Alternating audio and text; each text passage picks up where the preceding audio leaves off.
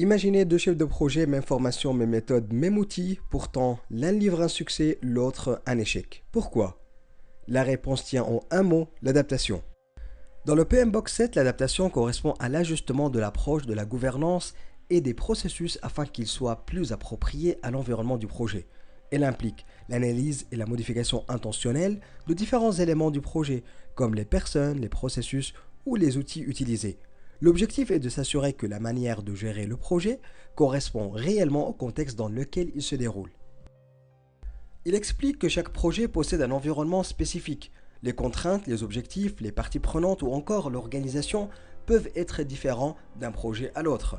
C'est pour cette raison que l'approche de gestion de projet doit être adaptée afin d'être cohérent avec le contexte du projet.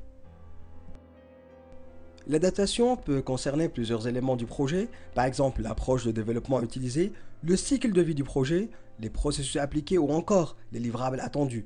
Ces éléments doivent être ajustés afin d'être cohérents avec les objectifs et les contraintes du projet.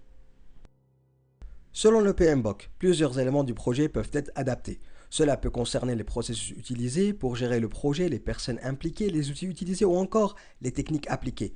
L'objectif est de choisir les éléments les plus appropriés pour le projet. Dans certains projets, par exemple, il peut être nécessaire d'ajouter des processus supplémentaires. Dans d'autres situations, certains processus peuvent être simplifiés ou combinés afin d'éviter une gestion trop lourde. Le PMBOK souligne que les processus doivent être adaptés pour rester efficaces. L'adaptation concerne également les personnes impliquées dans le projet, non seulement les processus. Donc, il peut être nécessaire d'ajuster les compétences présentes dans l'équipe, le niveau d'autonomie accordé ou encore l'intégration de partenaires externes. Ces éléments doivent être alignés avec les besoins du projet aussi. Le livre décrit un processus d'adaptation composé de 4 étapes principales. La première consiste à sélectionner une approche initiale. Ensuite, cette approche est adaptée à l'organisation puis au projet lui-même. Enfin, cette adaptation doit évoluer grâce à un processus d'amélioration continue. Le livre encore explique que certaines activités permettent d'identifier si l'approche utilisée fonctionne correctement. Par exemple, les rétrospectives, les retours d'expérience ou l'analyse des problèmes récurrents. Ces éléments permettent de détecter les situations dans lesquelles une adaptation est nécessaire. Aussi, le livre donne des exemples de situations qui peuvent indiquer qu'une adaptation est nécessaire. Par exemple, lorsque les livrables sont de mauvaise qualité, lorsque les délais d'approbation sont trop longs ou encore lorsque les parties prenantes ne participent pas activement. Dans ce cas-là, l'équipe projet peut adapter les processus ou les pratiques utilisées. En résumé, l'adaptation consiste à ajuster la manière dont le projet est géré afin qu'elle corresponde au contexte réel.